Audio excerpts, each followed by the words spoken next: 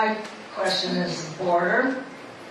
I grew up in Houston, Texas, and outside of Houston, I saw on Fox News this morning that the cartels are building a city. It's about probably 20 to 30 miles outside of Houston, right outside the Woodlands. That's one question, because they're making it easy for illegals to buy property.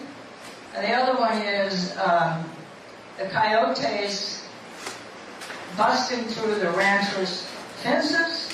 One of our rancher friends just sent us a picture of a brand new electric fence being mowed down by the coyotes. What can you do about the border? Look, on day one, the first executive order I would sign would be to send the National Guard to the border to partner with Customs and Border Patrol to stop the cartels. Because we had 110,000 Americans die last year of drug overdoses. 110,000 Americans died last year of drug overdoses. Drug overdoses are now the largest killer of men 18 to 34 in this country. Let's think about that. And there's a bunch of reasons for that. The reason one is we've got to get the border under control. We have to use the National Guard to do it. I am not someone who will send the United States Army there to invade Mexico. It sounds really cool, you know, but I don't think we want to be invading Mexico. There are lots of things we can do. We can use our intelligence agencies to be able to get intel on what's going on the other side of the border and to make specific strikes against criminals in Mexico who are bringing these drugs and people over the border. But I don't think we should have some full, as Governor DeSantis has said, full-scale invasion of Mexico. He doesn't want to go to Ukraine, but he's happy to invade Mexico. Interesting things they learned in Tallahassee. Secondly, we need to fix the immigration system.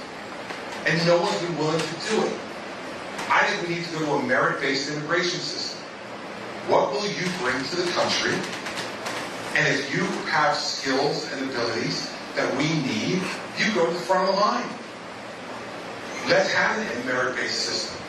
We have 6 million vacant jobs in this country. Right now. There's not an unemployment problem in this country right now. We have 6 million open jobs. We need people to fill those jobs. Now, those are jobs that Americans either can't do or don't want to do. Well, let's get a merit-based system to bring people in here to work and do those jobs. And maybe if there were competition for those jobs, then maybe some Americans would go, oh, I'm going to take those jobs. But we need to have a merit-based system. We need to fix that system. And no one's been willing to do it. You know why? Because it's politically unpopular. Everyone says they want the immigration system fixed, but then everybody wants the immigration fixed only the way they want it. So Democrats want everybody to come across the border, and once they come across the border, they want to give them a driver's license and a voter card. Immediately. Right? Well, we're not going to agree to that. But we want a merit-based system and a very secure border, and they're unwilling to agree to that. So what are we going to do? We've got to find ways to bring and force change. Ronald Reagan did it 40 years ago.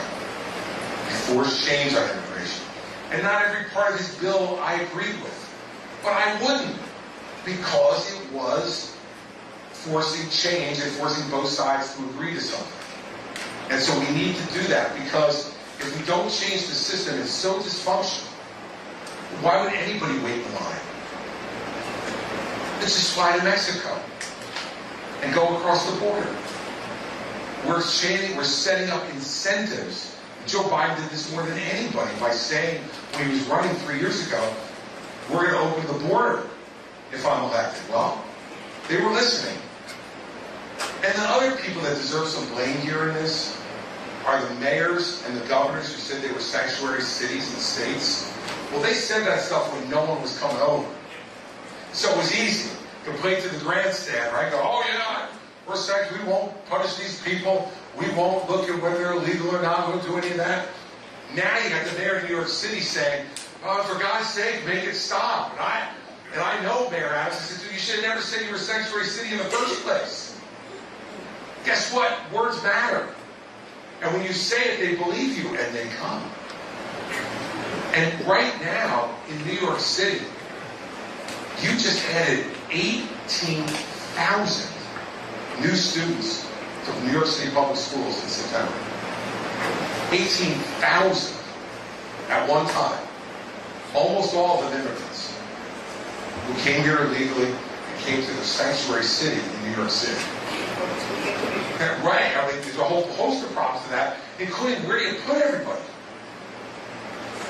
You know, so it is a huge problem that we have to fix the underlying system. So first, secure the border and try to interdict as much of these drugs as you can by using both the National Guard and Customs and Border Patrol. Customs and Border Patrol can't do it by themselves. You need to have National Guard, in my opinion, with them. Second, sit down and spend the political capital you need to spend to force a solution to the immigration problem. Because if we don't fix this system, we're going to continue to see what we're seeing now in fits and starts. Third thing is finish the wall. Right? Now, Donald Trump told us 4 years ago he was going to build a big, beautiful wall on the entire border of Mexico and the United States, and Mexico was going to pay for it. You all remember that, right? Over and over and over and over and over and over and over. Let me give you the results. In 4 years, he built 52 miles of new wall. 52 miles. If he continues at that pace and got reelected, he'd only need another 110 years as president to finish the wall. And we have not seen our first peso yet from Mexico. Not one. And we're not going to see one. It was a lie. He lies. And I'm telling you, because I know him, it's not that he's wrong. He lies. He knew he couldn't do it in 4 years when he said it, and he knew Mexico wasn't going to pay for it. But he thought he might be able to convince enough people if he said it enough times. And believe me, he has said this to me any number of times. He says to me, Chris, just remember this. Say something enough times and it becomes true. The election's stolen. Say it enough times, it becomes true. The Mexicans are going to pay for the wall. Say it enough times, it becomes true. Except now, he's not just a candidate. He's been president, and we saw that he didn't build the wall. So we need to finish it. I don't know how long it's going to take to finish it. He only built 52 new miles. Got a long way to go. But we need to finish it, too. That's another thing that will help to secure that border even more, make it more difficult for people to make their way over illegally. So those are the three things I would do. And remember this. It's easy to say, yeah, I'll build the wall in 4 years. I hope to. But, you know, he was a builder. Remember, that was the other piece of this. Well, I'm a builder. No one knows how to build like I do. I'm the greatest builder in the world. 52 miles in 4 years. 13 miles a year.